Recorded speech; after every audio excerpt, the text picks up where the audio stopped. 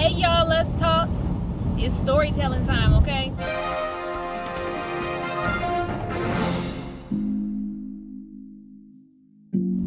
From the age of 21 to the age of 33, I've lived in 4 states.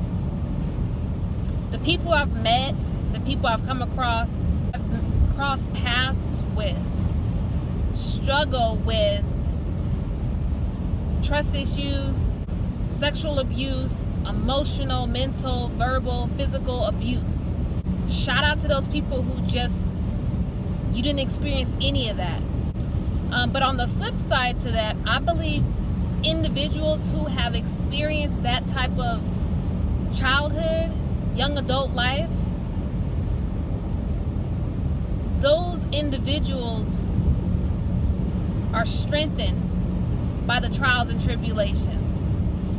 Now, some people aren't. Some people still, and to this day, live with hurt and pain, resentment, and mad trust issues, and are having a hard time as an adult, a very, very hard time getting by day by day. And I pray for those individuals, because that's no way to live your life. And going to counseling at the age of 30 was one of the best things I could have did for myself. I think it was 31. Growing up, I didn't share a lot of what I was going through. There were a lot of things that I just felt like, when I get older, I'm gonna live my life this way, and this is not gonna happen in my life. But ultimately, if chains are not broken and a person doesn't identify that generational curse, the curse will continue. I sought counseling. There was free service through my job. There's so many resources at our jobs that some of us don't take advantage of. But look into free resources, because there are several. I want even just one person to be able to hear what I'm saying and step out on faith to seek help. Suicide rates are going up.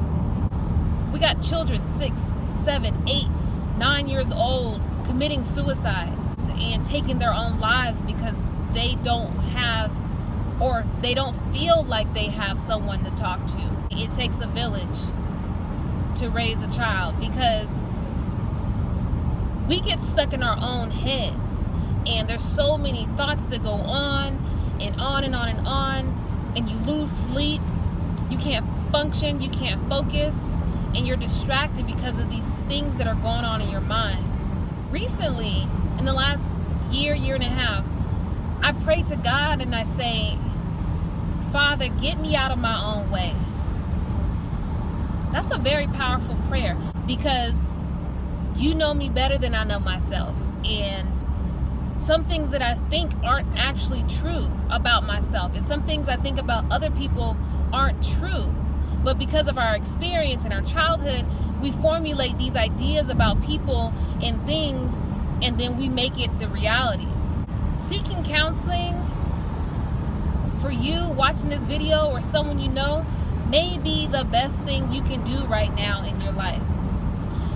I encourage to seek a faith-based counselor and take your time doing it, because there are people out there who love their jobs. They love counseling. They love social work. They love helping people get out of their own heads.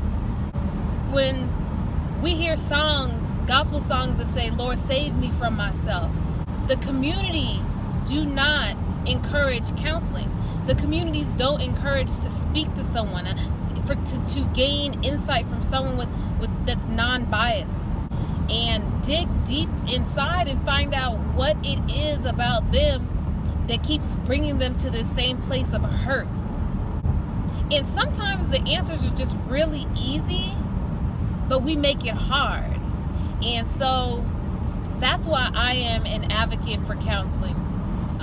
There is a program called EAP, and I believe it's Employees Assistance Program. If you are currently employed, look into that service and find out how many free sessions you get, and take your time with finding someone. I think it's important to be able to talk to someone who doesn't know you, someone who who won't be judgmental. And sometimes, yes, we do have friends and family who are judgmental, or they already know our situation, so they've already come to a conclusion about your situation. But I don't knock counseling, because Jonathan, David's uncle, he was a counselor. He was a man of wisdom, and he was a scribe. And that's how he is described in the Bible, as a counselor. God is a mighty counselor. So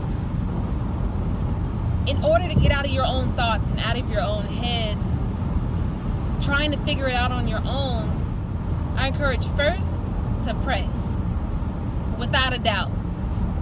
2, seek help. God provides counselors. And I mean, there were doctors back in the days of Christ.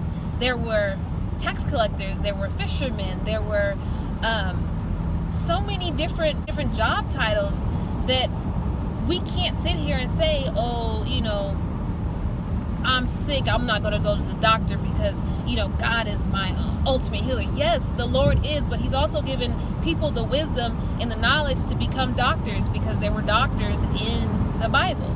So ultimately, it's so important to self-care, to self-assess. It will be so much pleasure to those who love you to, yes, accept you as you are, but also accept you as you grow and progress from a caterpillar to a butterfly. And there's a metamorphosis that occurs in you when you begin to self-assess and think about self-care. Yeah, I really encourage it. You guys have heard it before. The idle mind is the devil's playground. And we will create a whole situation in our minds without not one fact, not even having one fact. We are creating a situation out of nothing. So I encourage you to take the time to meditate. The Bible speaks on meditating as well. Joshua 1:9 says, meditate on the word day and night. Now, there's different forms of meditation. There wasn't specific forms, but when you think about it, Christ was out in the wilderness praying and fasting for 40 days and 40 nights. Just using common sense and wisdom, what was there for the Lord to do by himself in the wilderness for 40 days and 40 nights? A lot of praying, a lot of quiet time, eliminating distractions. That's what meditating is. And remember the goodness of the Lord and knowing those scriptures. So meditating on the word day and night is to remember those words and remember God's promises, and to tell yourself, speak over yourselves, to speak over yourselves and say, I am amazing. I am wonderfully and fearfully made, and God has a plan for me. And I'm going to share my story with someone, because that may save their lives. You healing and becoming strong may in fact be that very experience and that growth process that allows someone to get over their hurt and their pain. So it's really bigger than us. Like when I pray also, just to share with you all, I say, Lord, it's not about me. I know you love me and I'm taken care of. I'm good.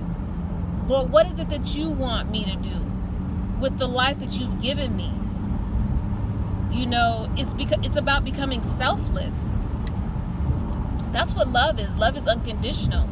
And sometimes we make things about us. We really do. And especially those who have been hurt and those who have experienced, the abuse of all kinds. We make things about us and we become selfish, and we become barricaded like we're so strong, but inside we're crying. We're like, I wish someone knew the pain I felt. But on the outside we have this film, this screen, and everyone thinks, I'm good. Everyone thinks you're good. But in actuality, you're crying at night. Your pillows are soaking wet, because for one, you don't want to be embarrassed or humiliated and let people think that you struggle just like the rest of us. My pastor said something this Sunday, and he said the struggle is real, and it is for every single person. I don't care what title you have in the church. You are human. Something you go through things just like the rest of us. So when it comes down to getting real with yourself, it's important that you say, okay, this happened to me when I was a child. Have I forgiven? Have I accepted that that happened and it's no longer going to control my present and my future? That's when you really start self-developing and be able to really put a title on self-love. Because in my mind, you cannot truly love someone else if you don't love yourself. First, love God. Second, love your neighbor as thyself. Those are the two greatest commandments.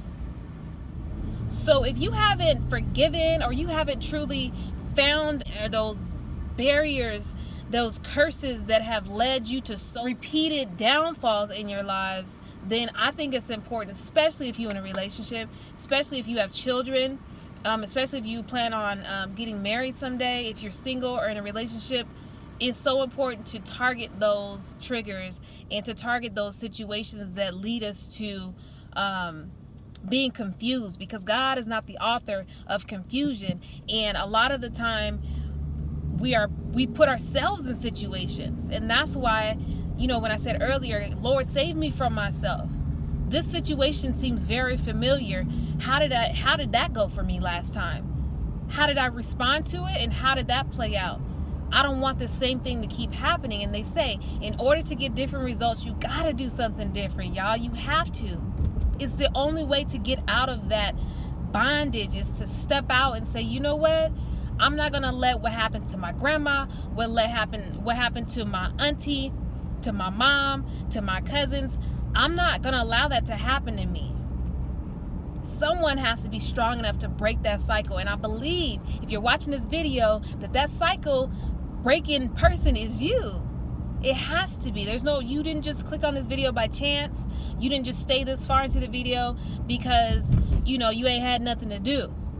Real talk, I believe that God has placed something inside of you to conquer those chains. I mean, there's so many families that have great-grandpa was a cheater, grandpa was a cheater, dad was a cheater, uncle was a cheater, brothers are a cheater, and then now you have a son.